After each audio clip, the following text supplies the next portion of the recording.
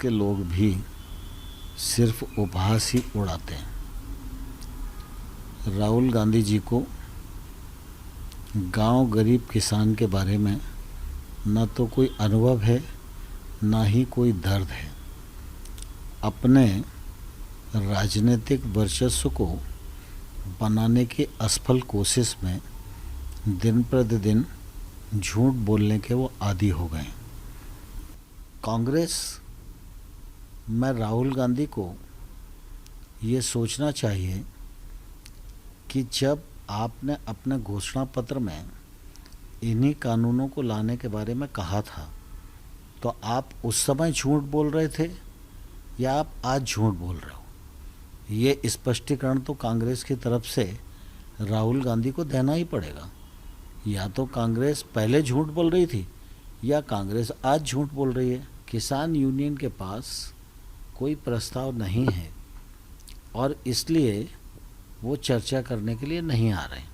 मैं आज भी आपके माध्यम से किसान यूनियनों को कहना चाहता हूँ कि वो जब भी चर्चा करना चाहते हैं, भारत सरकार उनसे चर्चा के लिए तैयार है।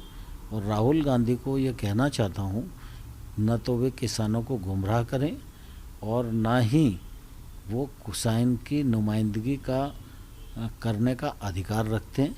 और जिस प्रकार से ट्रैक्टर पर जितने लोग बैठकर राहुल गांधी के साथ आए हैं, उससे निश्चित रूप से हमारे यातायात और परिवहन नियमों का उल्लंघन हुआ है और ये उल्लंघन निंदनीय है और इससे कोई अच्छी परंपरा पड़ने वाली नहीं है।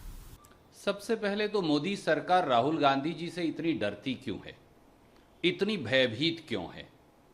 काश वो किसान की पीड़ा और सिसक को भी इसका 5% भी समझ सकते, जितना वो समय जाया करते हैं राहुल गांधी जी और कांग्रेस पर हमला करने में, तो शायद किसानों की समस्याओं का हल निकल जाता। और ज्ञान कौन दे रहा है? मैं तोमर साहब का सम्मान करता हूं, पर तोमर साहब ने तो अपने चुनावी एफिडेविट में बताया है कि उन्होंने तो कभी खेती की जमीन ही नहीं है उनके पास, उन्होंने तो खुद खेती नहीं की। तो जिस कृषि मंत्री के ने कभी कृषि नहीं की, वो ज्ञान किसको दे रहे हैं? क्या उन्होंने कभी धान लगाया? क्या तोमर साहब ने कभी गेहूं लगाई, कपास लगाई, दलहन की फसल लगाई? जब उन्हें खुद कृषि का ज्ञान नहीं, तो वो देश को कृषि का ज्ञान देना बंद करें। राहुल गांधी जी ट्रैक्टर लेकर इसलिए गए कि ट्रैक्टर किसान का सिंबल है, उसका वाहन है।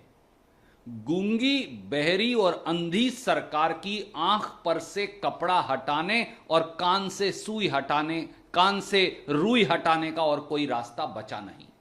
तो ऐसे में राहुल गांधी जी ने पूरी संसद को झकझोर कर रख दिया और इसीलिए मोदी सरकार इतनी तिलमिलाई है। और जहां तक कांग्रेस के घोषणा पत्र का प्रश्न है, आदरणीय तोमर साहब फिर पढ़ लीजिए। कांग्रेस पार्टी ने उस घोषणा पत्र में यह कहा था कि अभी 11,000 के करीब, 12,000 के करीब जो देश में मंडियां हैं वो नाकाफी हैं। हर बड़े गांव पर एक अनाज मंडी बननी चाहिए ताकि किसान को अपनी फसल बेचने में फायदा मिले। काले कानून आप बनाएं, दोषी कांग्रेस।